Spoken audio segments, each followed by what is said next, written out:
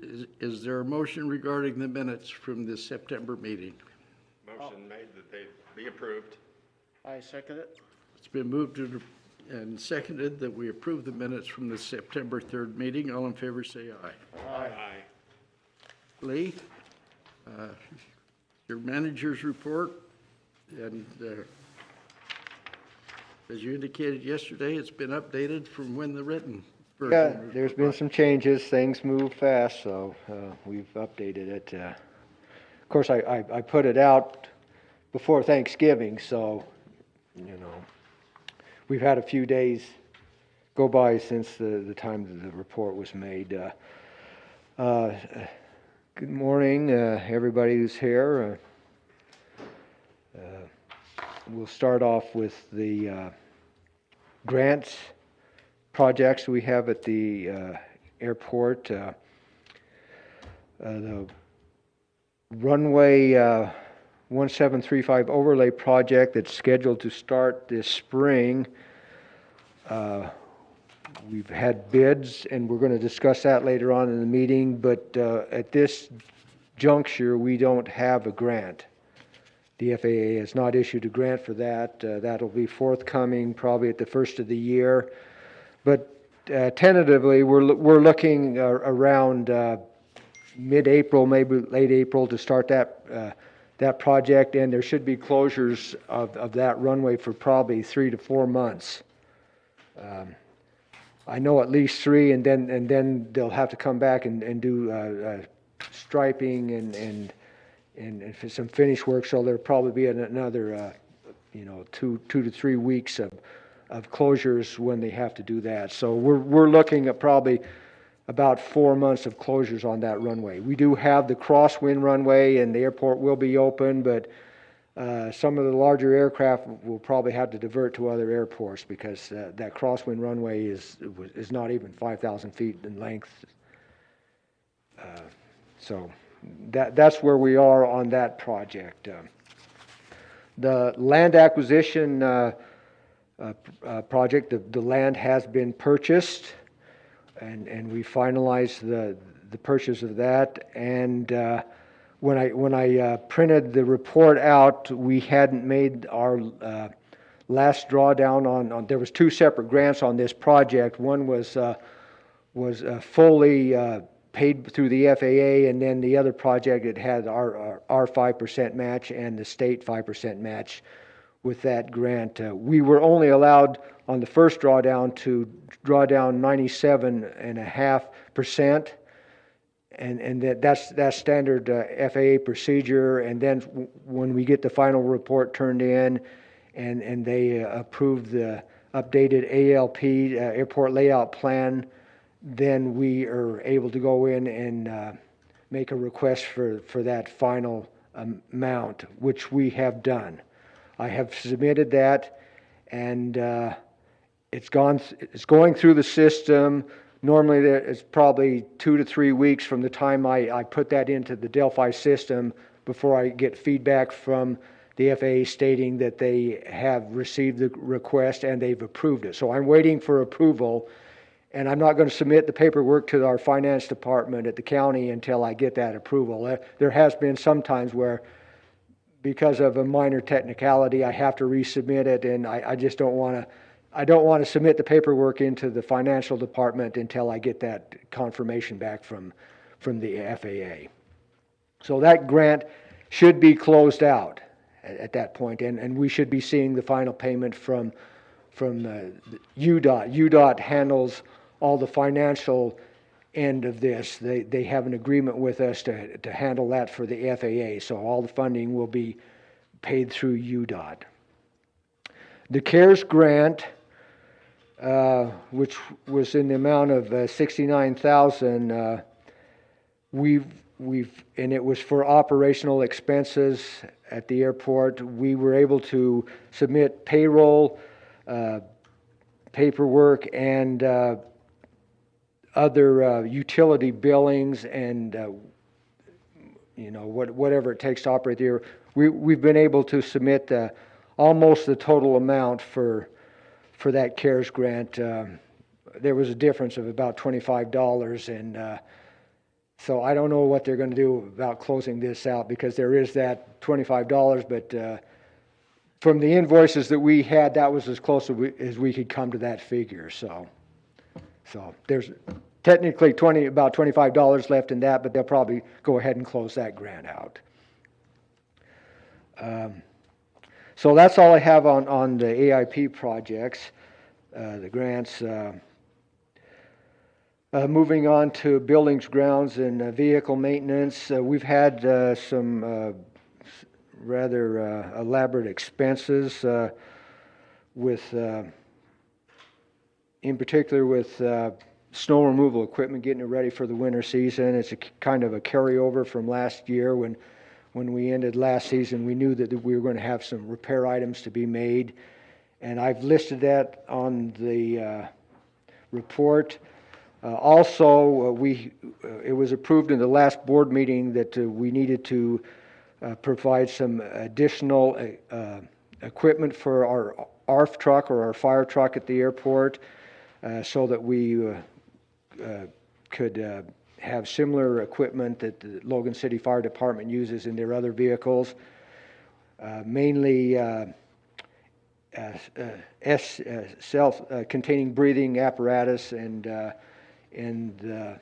harnesses and battery packs and everything that go with that. So we did purchase that equipment, and it came to right around $28,000 for that vehicle.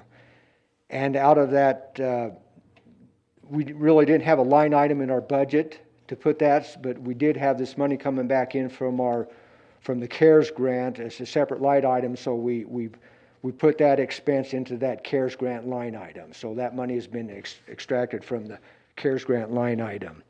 There was also a couple other minor repairs on the truck, which brought it up to right around $30,000. With our snow removal equipment, our biggest expense was the lower auger of the Oshkosh snow blower. It was leaking 90 weight oil at the end of the year. Had a pretty good leak in it, and it also had a kind of a slight bend in the auger, so we had to rebuild that. And when we got into it, normally when you pull that auger out, and there's a shaft on there that has a big nut that connects to the gearbox. Well, that nut had been removed and it was welded on, so we had to cut the weld out, take that auger out, and have it rebuilt and replace the seals. And then when they put it back in, they couldn't put another nut on, so they had to weld that again. So hopefully we're not going to have to tear that out, but if it ever has to come out again, we'll have to go through the same process. We'll have to cut that weld out and remove it. But that's the way we were on that. And that repair for that auger came to roughly around $3,000. We also had to rebuild one of the cylinders on one of our plow trucks and replace the seals and actually rebuild the cylinder, and that item came to about $1,500. And then there was a couple of other minor repairs on the other plow truck, which was about $150, and then we replaced the blades on a 24-foot box blade plow for roughly around $350 to $360. So our total expenses on those snow removal line items was about $5,100. They're ready to go. We haven't had to use them thus far this winter, but I'm sure that we'll be pulling them out probably later on this month or in January, so they're ready to go. In November, we also did our annual herbicide weed control spraying along edges of the runways, ramps, taxiways, and in the hangar area. This is something that in the past years we've done in the spring, but we've found it to be more effective to apply this herbicide in the fall and let the moisture activate with it, and it seems to be doing a better job. So we've taken care of that in the month of November. Probably won't submit the bills until next year because of our budget process. The money was allocated for next year, and we've used it in advance. So we'll hold off on submitting that bill to the Finance Department for next year. We had one remaining line item from our last 139, Part 139 inspection we had from the FAA that had to be addressed, and that was near the old Hyde Park Lane road that used to come across where the extension of the runway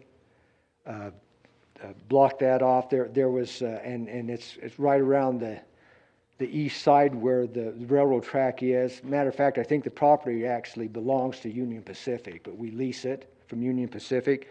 There was 5 cottonwood trees that were getting rather tall that the FAA wanted us to cut down, and so about 2 weeks ago I went out there and cut those trees down, and they've been removed. So we are now in compliant with that line item.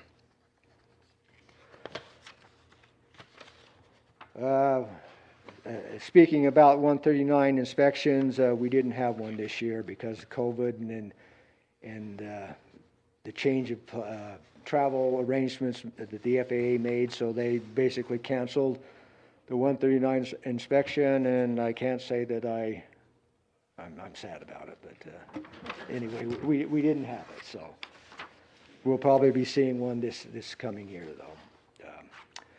Snow and ice removal at the airport for our winter operations. We have to have annual training, and in the past we've all met with our crew that we hire to come out to the airport and do that training. But because of COVID this year, and with the help of Bill, we made up a program where everybody could go online and do that training and then submit the results back to me. And so we did that in October, and I have all the paperwork in my files and recorded, so when our FAA inspector comes, we'll have our training in place. But we did that online, and so that was a change from previous years. That's my report. Any questions?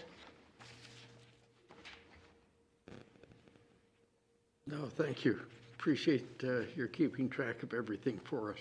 Okay. Why don't you move on into the hangar request for Jeff DeVolder? Okay. Maybe Leo mentioned this, but this is identical to the request that we got and took action on in September, but he has since found another hangar, existing hangar to purchase, and so he is abandoning his request. Yeah, last September, it was David Whitbeck that we approved his request for the hangar spot, which was F10. And since that time, he found another hangar, he purchased it, and so that freed up this space again. And we have a gentleman, Jeff DeVolder, who wants to build the same size hangar in that area. He also has a request to store aircraft in there that he's wanting to lease out to different students. And so it's a little bit different than the first request in that he will be kind of providing a business out of that hangar. And so that's the only thing I can see in that hangar that maybe the board would like to discuss on the terms or the arrangements we would have with conducting that business out of the building. And I submitted to John a copy of our minimum standards, and we reviewed that yesterday, and it looks like that there shouldn't be a problem with his request. leasing aircraft out of that hangar. The minimum standards does allow the rental of aircraft under aviation, what they call aviation shop operators or SASO. Yeah.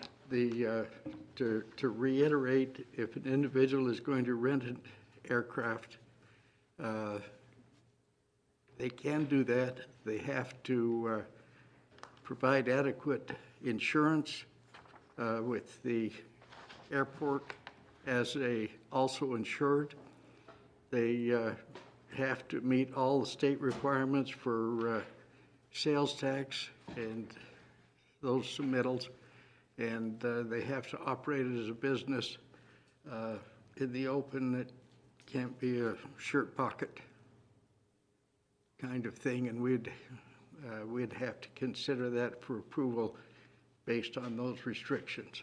Okay, I did put a picture of the two hangars that are highlighted in blue. These are the two that we're discussing, and the one we're discussing right now is the one closest to the existing hangar.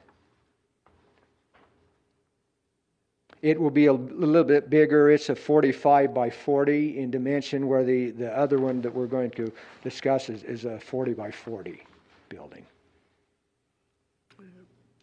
In that regard, we did receive a letter from the FBO indicating that he, on principle, did not have an objection to their renting the aircraft, but he underscored the need that they meet all government requirements so that the competition would be on a even playing ground.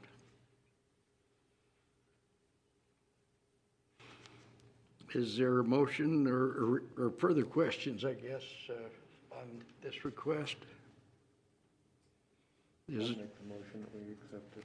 It's been moved that we accept it. Is there? I'll second it. It's been moved and seconded that we approve the request both for the space lease for the hangar and the use of the hangar for the storage of aircraft for rent. All in favor, say aye. Aye. One thing that should be added is, as we discussed in September, there is a need for some increased attention for drainage on these two sites, and Armstrong is aware of that and will work with the tenant to alleviate any groundwater problems. Next request. Okay, the next request is for the space just to the south of that hangar, and it's a request from Stephen Anderson. He's requesting to construct a 40 by 40 building in space F12 for the storage of Piper Arrow, which is just a small low-wing aircraft. Any questions on this regard? I'll make the motion that we approve. Is there a second? Second it. It's been moved and seconded that we approve the request by Stephen Anderson for F12. All in favor, say aye. Aye. Okay, I might note now that we only have one available spot left at the airport in the hangar area. And we don't have any other areas to open up until we can find a way to get funding for additional taxi lanes. At the last UAOA conference we attended, and when we met with the FAA, they made it clear that they no longer fund taxi lanes exclusively for private hangars. So it's in the works to try to get a taxi lane to continue on Taxiway India, and maybe put the snow removal equipment building there. That might make that eligible to put some hangars in there, but it's something that we're going to have to work out with the FAA in order to get that taxiway built. Okay. Thank you. Anything else for Lee? Okay. Thank you. Judd, are you leader of the band?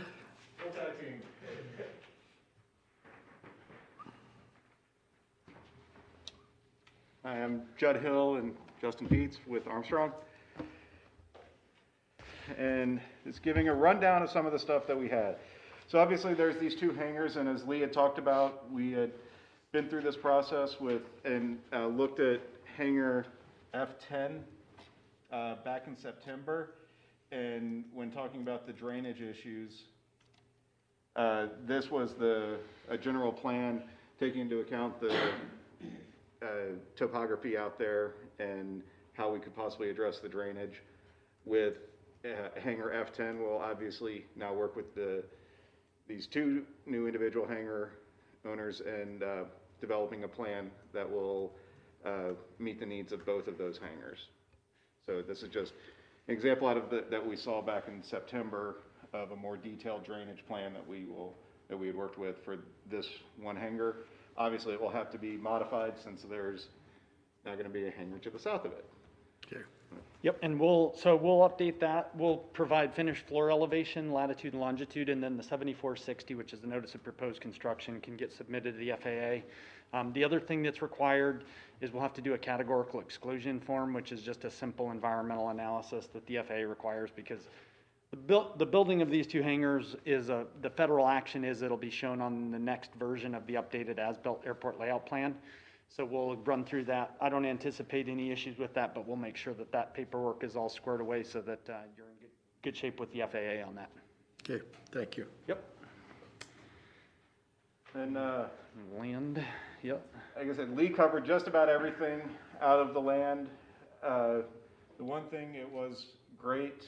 I appreciate John moving quickly to get this updated airport layout plan signed. It's actually, we're working with the FAA, and this will be the first ALP update that the FAA is signing all electronically. Back in the past, so be 7 copies of very large sheets being mailed back and forth between here and the FAA and then back to the state. Now it's all electronic, and so it has been signed by the airport board. We're just waiting on the regional manager, John Bauer, to have his signature done electronically. He was out of the office for a little bit, so if we're lucky, we'll see it by the end of this week. If not, definitely by the end of next week. But what this is showing is, I can get the Zoom to work. Down here in the lower portion of the ALP, it shows the new acquisition of the land purchase. So the just under 10 acres that is now airport property. Yep, and then just in addition to that, so the ALP sheet has to be approved by FAA. The other sheet that goes along with that is the Exhibit A property map, and that's been updated as well with the recording information on it. And then the final report for the land acquisition itself has been submitted to the FAA, and just for them to take a look at, make sure there was no issues with all the information that was provided, the recording information, costs and everything, and they were good with that. So like Lee said, the final RFR was put together. We sent that over to Lee. Lee's put that through Delphi, and we don't anticipate any issues. That should be paid in whole here shortly. So The hardest part's usually getting into the Delphi system. yeah, yeah, it is. That will kick you out of there, and it's like it takes an act of Congress. Now, we did receive partial funding on it. Yep. Yes. Which allowed us to proceed with closing because our purchase agreement required that payment be made in full. Yep. Yep, and that was the 97.5%. So you've gotten that, and then just the remaining portion is to be paid, and we can get that grant closed out. Okay. So that is the land grant. Item E, the runway rehabilitation and bid award. With the runway rehab project, there were 3 qualified bids that were received. Staker, Parson, DBA Smithfield was the lowest bid. All 3 were, like I said, qualified bids. The bids included Schedule 1 for the rehabilitation of the runway and a bid alternative addition for an additional 1 inch of the P401 asphalt. In a summary of these, looking at all of the different components, make it a little bit bigger. The construction, so this is total project costs that we're looking at here. The construction for the base bid design, all of the engineering has basically been being designed for over a year now. The construction services, it's got an asterisk because it's will be based on actual cost incurred. The aeronautical survey, these bids did come in exceptionally well, such that the money the FAA had budgeted for the project, the bids came in at a level that enabled us to pursue an additional option of an aeronautical survey. You want to talk a little Yeah, so I'll just elaborate a little bit on that. The FAA, since you have instrument approach procedures at the airport, the FAA likes to periodically, every 3 to 5 years, take a look and do a detailed survey off the ends of the runway. Generally, they look about 2 miles off the ends of the runway for any new obstacles that may have developed to treat, like the trees that Lee just cut down. That would have been something that would have been caught in that survey. Also, you know, when development around an airport happens, the FAA generally gets notified through the 7460 process, which is what we're talking about with those hangars, where they look at airspace. So if a cell phone tower gets developed, it gets evaluated to make sure there's no potential impacts to the instrument approach. But sometimes things get built where the FAA doesn't get notified. And these surveys, which are pretty expensive line item there, $120,000 survey, but it really drills down and gets really high accuracy information to the FAA, and it just ensures that there's nothing jeopardizing the existing instrument approach procedure, the existing ILS, instrument landing system that you have at the airport. You have really good minimums that bring your aircraft down to the airport environment really low, and we just want to make sure that there's nothing out there that's causing issue to that. And the FAA really, they're the ones that really push for this, so that all that data gets put into the FAA's website electronically. It's called their AGIS system, so it's all the data for the airport gets uploaded. They'll have all the edge of pavement information. And your upcoming project is an airport master plan shown for 2022 on your current CIP. And that would have been a line item that the FAA would have had you do at that point. So getting that done now, we're just getting ahead of that for the master plan, and all that information will be updated when we put the updated airport layout plan drawing sets together. So it's a good thing to get it done, and we were able to incorporate it into the runway project, which is pretty exciting. The FAA was very much on board with that. And then additional administrative fees for the FAA. So the low bid, again being Staker, was a total of $4.33 million. Of that, for 2021, as of now, funding will be normal FAA procedures. Obviously, this last year, the CARES Act kicked in the matching funds. That has not, there's been no indication that they're going to do that again next year. So we're on the assumption of it being the way it's been in the past, FAA paying just over 90%, and the remaining ballpark 5% for the state and 5% for the local. And so that results in the local share of $203,037.63 for the airport. John talked about earlier the TRT grant that you were successful in getting, and that would be, I believe that was for this matching funds. Is that correct, John? Yeah. So that is for those matching funds. That also in the bid, there was the additional 1 inch of asphalt that we explored. So with that, the base bid stays the same for the 4.3, 4.7, whatnot. And then the cost of the bid alternative for the low bid, again, Staker was the low bid on this one as well at $532,000. So the FAA will not pay for that. The state will not pay for it because the base bid meets all design standards for current and forecasted aircraft fleet mix of the airport. but local airports can do whatever they want with their own money. At that case, the local share for the additional inch would go up from $203,000 to $735,000. And so those are the three bids.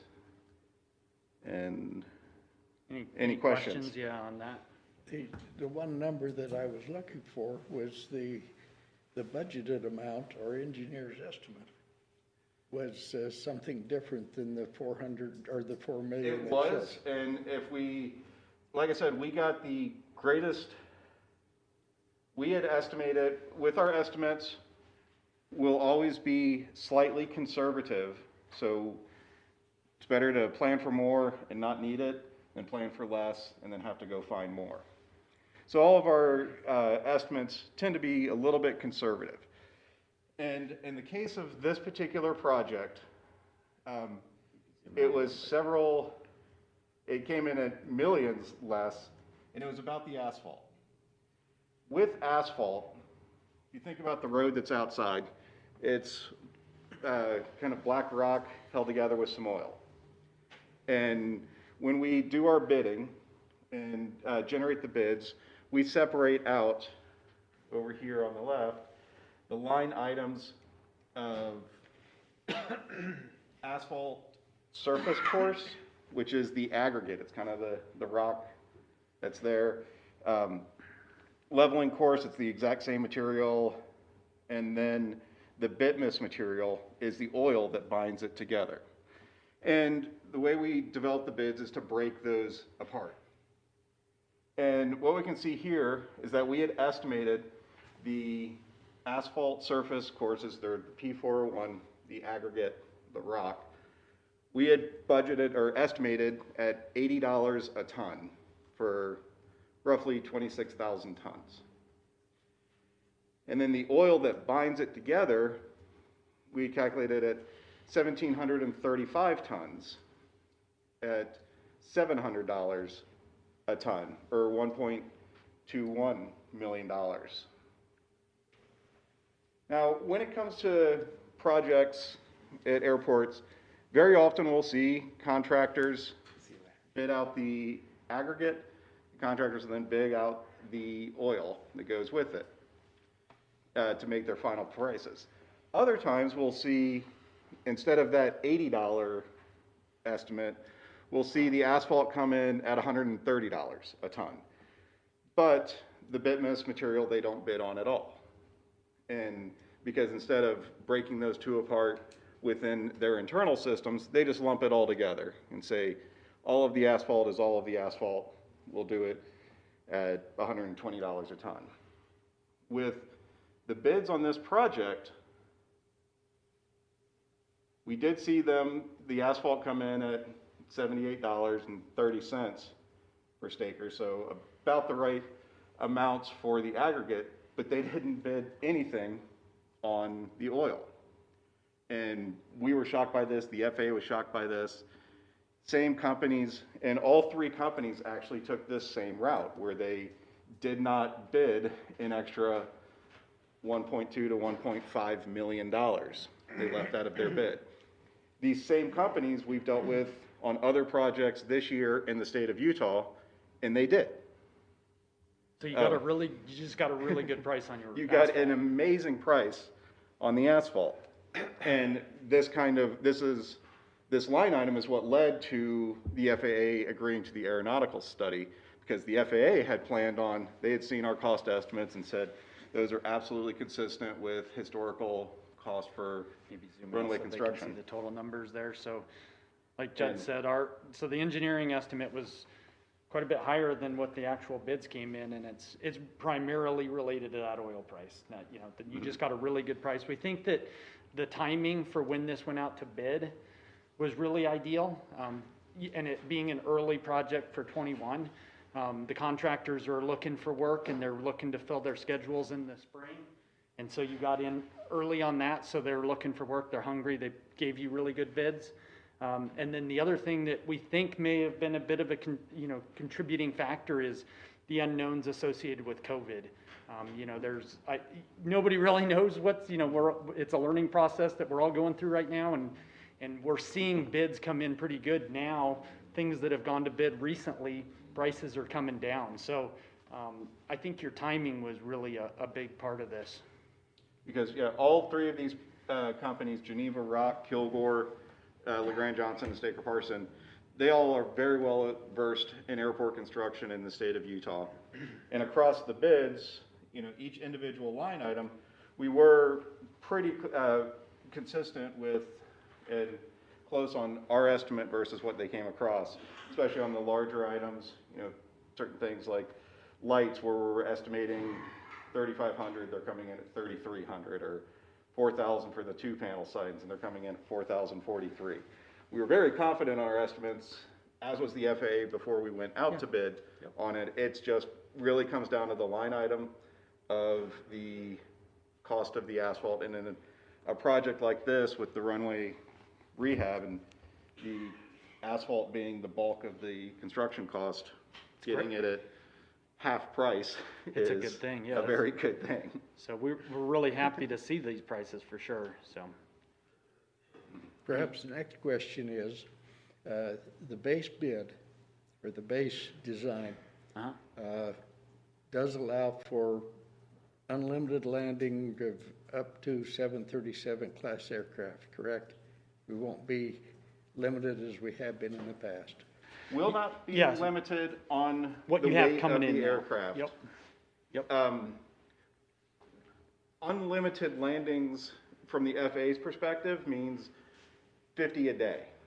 And this is not designed for 50 a day type landings, but it will Well, allow. of the 737. Of the 737s. Yeah, but your Yeah. traffic that's coming in now, you're certainly gonna be able to accommodate, and this is adding strength to what you have now, so you'll be able to accommodate even more.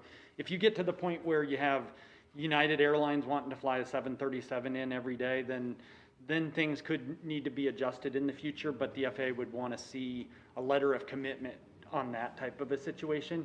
You're certainly gonna be able to accommodate the fleet mix of all the corporate jets, regional jets, CRJs, Embraer jets, you know, for airline service for the most part, and certainly the 737 traffic that you have now with additional activity of those larger aircraft. Without weight restrictions Yeah. or weight Are we gonna be waivers. able to update our facility directory showing that no longer are we limited to 80,000? Yes, we will. Yep, that's It gonna will That's be, my main concern, because that's where I get the calls from the larger aircraft saying that they need a waiver, and we're trying to get away from it. Yep. issuing waivers. it'll get you out of In that. addition to updating the ALP, there'll also be updates, the airport master facility record. director is, Yep. it's now the chart supplements, it's, the way that will work, it will have a PCN that will reflect the landing of the 737s, it will have a weight that will reflect the landings of the 737s, so any pilot flying in would not need to call and ask for a Yeah, waiver. no weight What restrictions. will be published. Yep. Any further questions regarding the runway? Is it possible for a larger aircraft on a limited number of landings, say a 757, if you needed to land one half a dozen times during the year, do we meet that criteria? Yeah, I mean, it depends on what models of aircraft we're really getting into. You know, if it's a significantly higher weight than what's published, then occasional use can occur.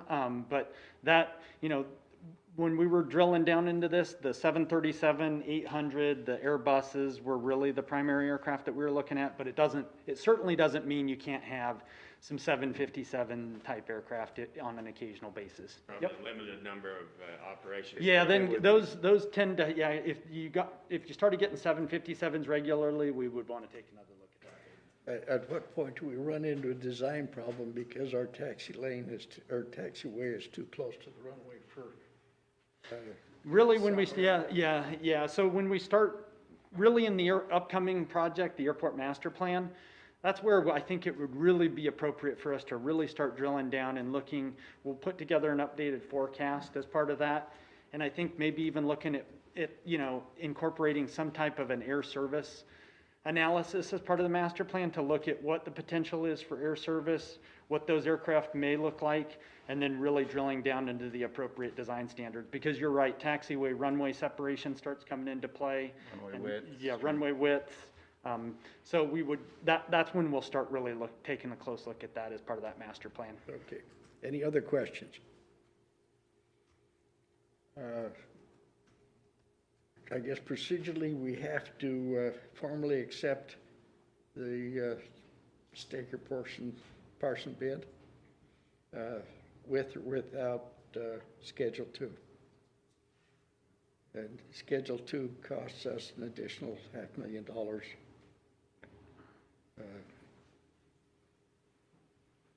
Correct. Without really changing the future use of the airport.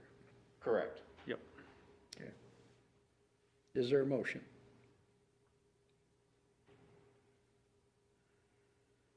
I'll make the motion that we accept it. Second it. It's been moved and seconded that we award the bid to Staker Parson for the rehabilitation of runway 1735. All in favor, say aye. Aye. Any opposed? For clarification, that was with or without? Without. Without. Without. Okay. Yep.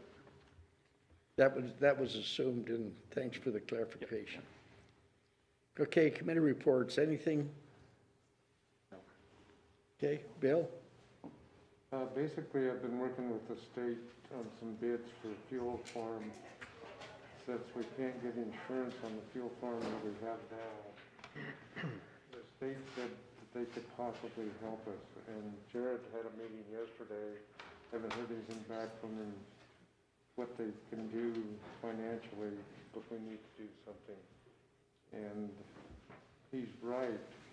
From the bids we were looking at that the FAA basically had, it's almost double what the state can get it done for. So we're just kind of fine tuning everything to see if we're getting what we want to get, and safe to have some double wall tanks out there. So And that this would reduces the- provide self-fueling, right? Self-fueling as well as bulk fueling, and it also gives us a double wall tank, so you don't have to worry about the secondary containment barriers. So it's all in all a good thing, because the tanks we have now have no real barriers around them. So that's kind of where we're at with that. Okay. Gar? We're starting to work on the next little spotlight blurb, so that ought to be done by the end of the month. Great. Good. Anything else? Yes. Mr. Fulmer, I believe. Recognize those eyes? Chairman Kerr and board members, thanks for just giving me a few minutes here to discuss the events of yesterday and those that did not take place. For those of you who don't know me, my name is Doug Fulmer. I'm the Assistant Chief of Operations for Logan Fire Department. At Logan Fire, we use a term called normalization of deviance. It was a term that was coined by Diane Vaughan, a socialist, during the review of the Challenger, the space shuttle disaster, as not giving excuses, but rather points of reference. 2 nights ago, there was a structure fire that broke in Providence. At the same time, at about 2 o'clock in the morning, as our crews were on that fire, another fire broke in Smithfield. This depleted the resources in Cache Valley to where the incident commander and myself felt that we didn't have other additional resources to pull to the fire in Providence. Yesterday morning, while in a staff meeting, our crews broke another structure fire, and this pulled every resource from all 4 of our stations. During that staff meeting, there was a fire alarm at Logan Regional Hospital. I responded with a fire engine from Smithfield to the hospital. Within about 20 minutes, a family called for their father who had stopped breathing. His heart had stopped, and I responded on that alone, and also an ambulance from Smithfield responding to that. Within a half an hour, another call came out for a fire alarm on the south end of Logan, which I responded alone, and an ambulance from Smithfield responded. All during those events, there was all of our crews fighting this fire in Providence. As I said, I don't give those as reasons of excuse, but rather points of reference to kind of give a little bit of perspective as to what transpired and did not transpire yesterday. Lee Ivy has given me a schedule of the flights that come in. Those flights were then disseminated to 3 different shifts, 3 battalion chiefs. And yesterday our crews failed to show up for an ARF standby. That's unacceptable. Our crews are professional. We know that Utah State, the sports program, the airport authority, and the community at large expect more from us. I have met with Chief Hanig and discussed it yesterday. I have met with battalion chiefs this morning and also discussed it, and a letter of discipline was issued. I look forward to an opportunity to meeting with my administration again to review this. The normalization of deviance is something that we don't want to have happen within our own agency. Because something didn't happen doesn't mean that it may not happen in the future. I just want you to know that we will move forward and implement other measures and redundancy, whatever is needed, so that we do not fail to provide that service that you have invested in. I know many of our team members will say that we have raised the level of our ARF team by leaps and bounds, but again, failure to provide that service is unacceptable. And so, having said that, I open myself up to questions. The plane landed safely. There again, we go to the normalization of deviance, and that is a term that we wholeheartedly endorse. And so, although I agree with you, it's unacceptable. Any other questions? We appreciate your coming. We appreciate gaining a better understanding of what was going on at that time, and we appreciate your looking forward to avoiding it happening again. I will follow up with Lee, and he will be made aware of any changes that we'll implement in the future. Thanks. Okay, thank you, Doug. Anything else? Yes.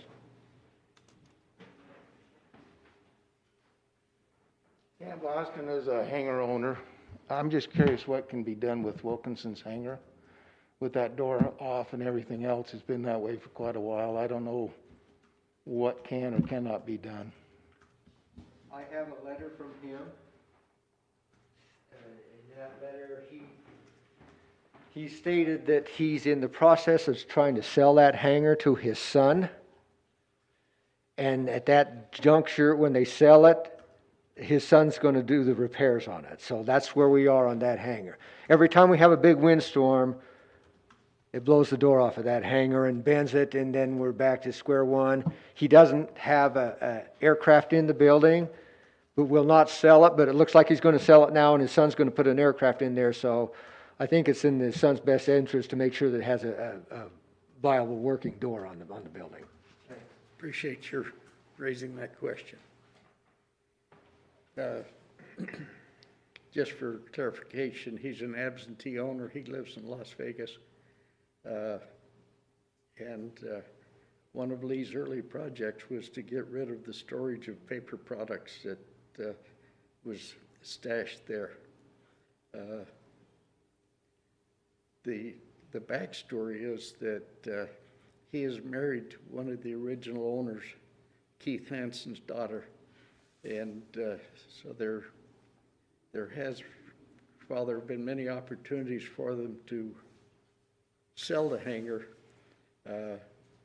she has wanted to hang on to it for sentimental reasons, and passing it on to her son meets muster, I guess. They're not passing on much, but Does the son live in Logan or Cache County, or is he going to be an absentee too? I do not know. It just stated in the letter that his son was going to buy a building and put an aircraft. I know he has a son named Mark, but I thought he was like in Florida or Alabama or something. We will watch with interest. Yeah, we will. I'm worried that door's gonna take out my hanger someday. Depending on which hanger, based on which way the wind's blowing at the time. Yeah, either one could get hit, yeah. Okay. Anything else? University, happy? Yeah. Busy? Lots. Nervous about their runway closures, so looking to reduce the number of students we take next spring and summer for that. Don't be nervous. Just adapt. How many We'll students? see how often the FAA lets me fly out of a different airport when we need to close down, so. How many flight students currently? 377, we have about 35 planned on graduating and another 35 starting up in the spring. What's the job outlook for those 35? Pretty bleak right now. I mean, for flight instructor, we interviewed 88, well, we went through 88 applications, interviewed about 10 of them, and probably picking up about 4 or 5, so. Yeah, short term doesn't look real positive, as everybody can understand, but long term, I mean, you talk 3 to 5 years down the road, we think it'll be back to where it was pre-pandemic. There are a lot of existing airline pilots on furlough, correct? Yeah, it's gonna take some time. Yeah. Okay. But hopefully our new aviation management degree will be officially approved soon, we might be able to get some interns to work with Armstrong or Lee at the airport, so. We're anticipating that happening anytime. Our drone program's doing big.